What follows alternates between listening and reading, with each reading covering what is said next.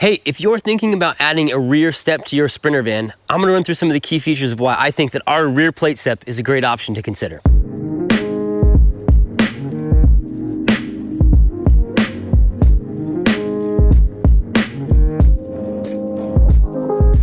The main step itself is a lightweight aluminum construction. There's two pieces to it, the outer frame and the structure, and then the top traction plate that's got some dimples that are raised up for good traction in slippery conditions.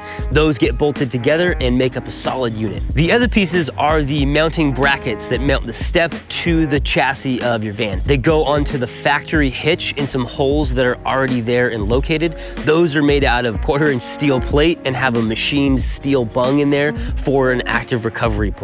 The bolts provided to mount the step to your van are zinc yellow chromate 10.9 grade bolts, extremely strong, more than adequate for the strength of pulling and recovering from this point. This rear step is designed to fit perfectly with our rear bumper. It tucks in there nice, all the lines match up, and it speaks the same design language, so they fit together really nicely. It also looks really good with the OEM plastic bumper that's on most vans. The rear plate step is a great option to make getting in and out of the back of your van a lot easier. If you want to know more about it, check it out at flatlinevanco.com or hit up our customer service team with your questions.